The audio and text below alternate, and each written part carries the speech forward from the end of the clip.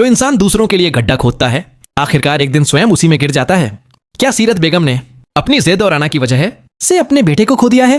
और क्या इसी तरह जीनिया भी अपनी जिंदगी तबाह कर बैठेगी?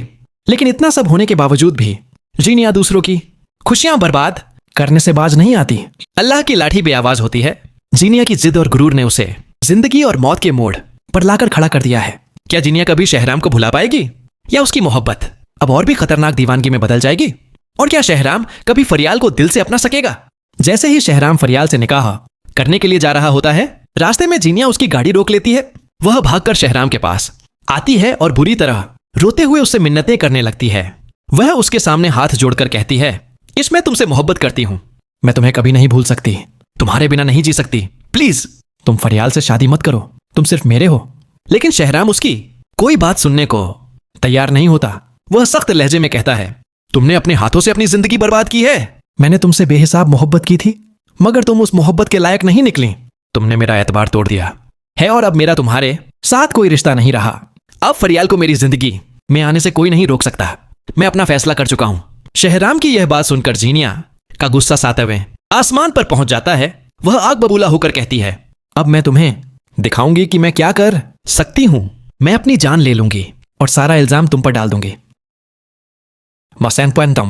फिर तुम्हें पता चलेगा कि जब एक औरत इंतकाम लेने पर उतर आए तो वह किस हद तक जा सकती है। ये बातें सुनकर शहराम के पैरों तले जमीन खिसक जाती है। वह अंदर तक हिल जाता है क्योंकि वह जानता था कि जीनिया उससे दीवानगी की आखिरी हद तक मोहब्बत करती है और वह कुछ भी कर सकती है। लेकिन अपनी सोचों को झटकते हुए वह गाड़ी आगे बढ़ा देता है। दूसरी तरफ आप देखेंगे कि शहराम और फरियाल निकाह के लिए आमने सामने बैठे होते हैं। जैसे ही काजी साहब निकाह के लिए शहराम से पूछते हैं, उसी पल उसकी नजर दूर खड़ी जीनिया पर पड़ती है, जो गुस्से और दर्द से बुरी तरह रो रही होती है। एक पल के लिए शहराम के दिल में टीस उठती है, लेकिन अगले ही लम्हे उसे जीनिया के सारे धोखे और गलतियां याद आ जाती हैं। वह बिना देर किए कबूल है कह देता है। जब जीनिया ये देखती है कि शहराम और फरियाल का निकाह हो चुका है तो उसकी दुनिया उजड़ जाती है। अपनी मोहब्बत को किसी और का होता देखकर वह पागलों की तरह चीखने लगती है। मोहब्बत में सब कुछ हार चूंकि वह लड़की अब अपनी जिंदगी भी हारने का फैसला कर लेती है। वह गाड़ी की रफ्तार बहुत तेज कर देती है। कुछ ही पलों में गाड़ी बेकाबू होकर एक ट्रक से जा टकराती है। जीनिया का बेहद खौफनाक एक्सीडेंट हो जाता है। अब वह अस्पताल में जिंदगी और मौत की जंग लड़ रही होती है। जिस तरह वह अपनी मोहब्बत हार चुकी थी, उसी तरह अब उसकी जिंदगी भी धीरे धीरे उसका साथ छोड़ रही होती है। इधर शहराम की शादी फरियाल से हो चुकी होती है और फरियाल रुखसत होकर शहराम के घर आ जाती है। रात काफी गहरी हो चुकी थी। फरियाल अकेली कमरे में बैठी शहराम का इंतजार कर रही होती है, लेकिन शहराम कमरे में नहीं आता। यह लम्हा फरियाल के लिए बेहद मुश्किल होता है। वह काफी देर तक उसका इंतजार करती रहती है, मगर जब वह नहीं आता तो फरियाल खुद उसे ढूंढने बाहर निकलती है। वो देखती है कि शहराम छत पर खामोशी से खड़ा किसी गहरी सोच में डूबा हुआ है। फरियाल धीरे धीरे उसके करीब आती है और नरम आवाज में कहती है, मैं जानती हूं कि यह फैसला हम दोनों के लिए आसान नहीं था। मुझे पता है कि आप जीनिया को भूल नहीं सकते, लेकिन मैं आपको इस रिश्ते के लिए कभी मजबूर नहीं करूंगी। दुनिया के सामने मैं आपकी बीवी हूं, मगर जब तक आपके दिल में मेरे लिए जगह नहीं बनती और आप मुझे दिल से कबूल नहीं करते, तब तक मुझे आपसे कोई शिकायत नहीं होगी।